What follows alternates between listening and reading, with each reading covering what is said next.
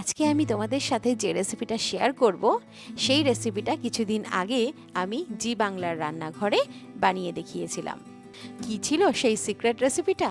হ্যাঁ, তোমরা ঠিক ধরেছ।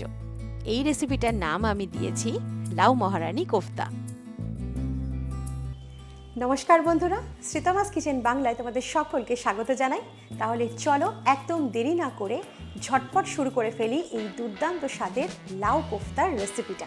সর্বপ্রথমে আমি এর জন্য একটা বড় সাইজের লাউ নিয়ে নিয়েছি এবং লাউটা খুব ভালোভাবে ধুয়ে নিয়েছি। তো এবারে এটাকে এর খোসাটা প্রথমে ছাড়িয়ে নেব। তো সর্বপ্রথম আমি লাউয়ের খোসাটা খুব সুন্দর করে ছাড়িয়ে নেব। দেখো, এই যে লাউয়ের যে খোসাগুলো তোমরা দেখতে পাচ্ছ, এই খোসাগুলো কিন্তু ফেললে হবে না।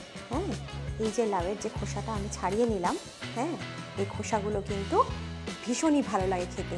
তো এই খোসা ভাজা খেতে পারো, গরম ভাতের সাথে এটা ভীষণই ভালো লাগে।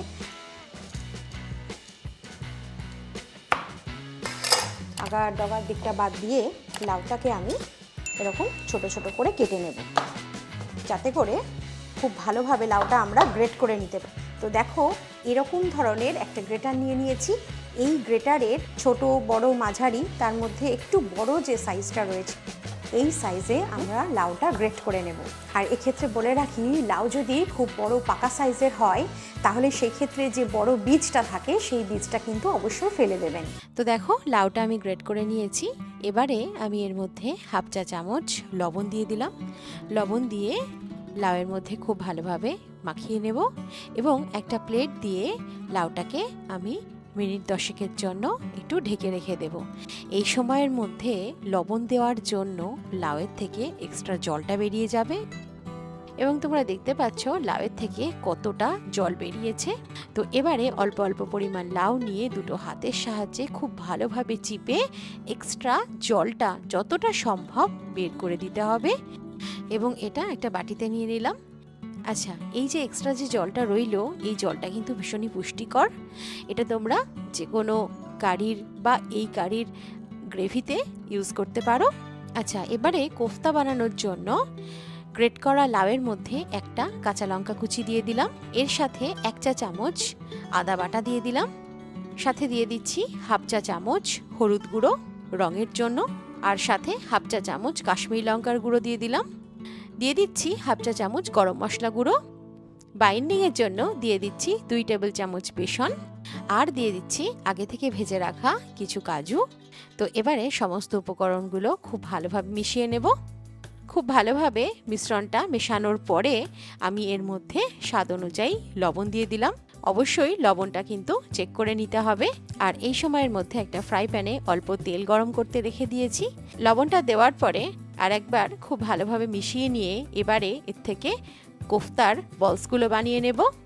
না, আজকে আমি কোফতাগুলো এরকম ওভাল শেপের বানাবো। তোমরা দেখতে পাচ্ছ, তোমরা চাইলে অবশ্যই কিন্তু এগুলো গোলও বানাতে পারো।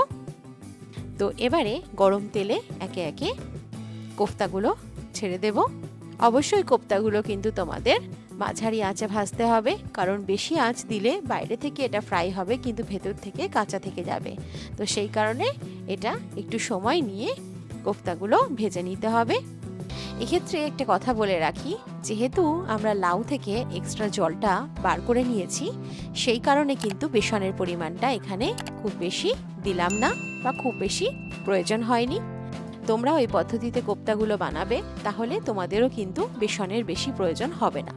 কারণ বেশি বেসন দিলে কি হয়, লাউয়ের স্বাদটা কিন্তু চাপা পড়ে যাবে। তোমরা দেখতে পাচ্ছ কোফতাগুলো আমার খুব ভালোভাবে ভাজা হয়েছে, ভেতর বাইরে খুব সুন্দরভাবে ভাজা হয়ে গেছে। তো এবারে চলো আমরা গ্রেভিটা বানিয়ে ফেলি। তো গ্রেভিটা বানানোর জন্য একটা কড়াইয়ে 2 টেবিল চামচ সর্ষের তেল দিয়ে খুব ভালোভাবে তেলটা গরম করে নেব।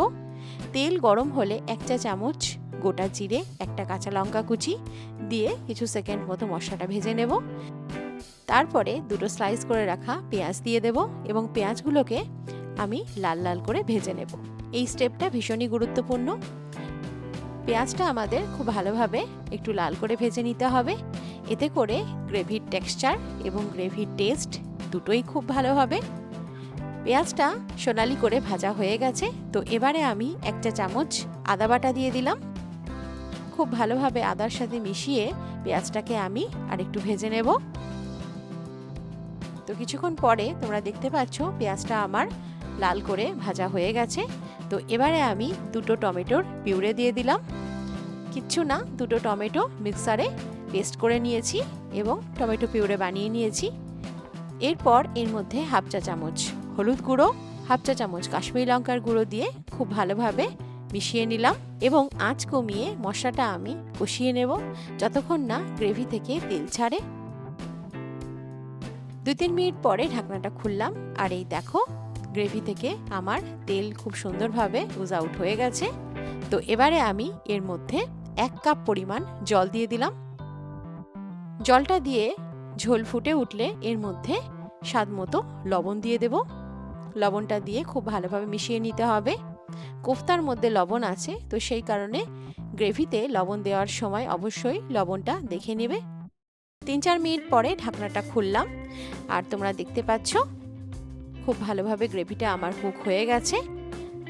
মাঝে 2-3 বার ঢাকনা খুলে আমি গ্রেভিটা নাড়িয়ে নিয়েছি যাতে করে এটা কড়াইয়ের তলায় না লেগে যায়, এটা একটু খেয়াল রেখো। এবারে ফুটতে থাকা গ্রেভির মধ্যে 2টো চেরা কাঁচা লঙ্কা, সামান্য কাসুরি মেথি দিয়ে ভেজে রাখা কোফতাগুলো দিয়ে দেব এবং গ্রেভির সাথে খুব ভালোভাবে মিশিয়ে নেব। এবারে একদম আঁচ কমিয়ে 3 থেকে 4 মিনিট মতো কোফতাগুলো গ্রেভিতে ফুটতে দেব যাতে করে প্রত্যেকটা কোফতার মধ্যে গ্রেভিটা খুব ভালোভাবে ঢুকে যায়। গ্রেভিটা তোমরা যেরকম রাখতে চাও সেই অনুযায়ী কিন্তু তোমরা জল ব্যবহার করবে। এবারে ঢাকনা আটকে আমি 2 মিনিটের জন্য এই কোফতাগুলো গ্রেভির মধ্যে দিয়ে একটু ফুটিয়ে নেব। 2 মিনিট পরে এটা আমি গরম গরম পরিবেশন করব।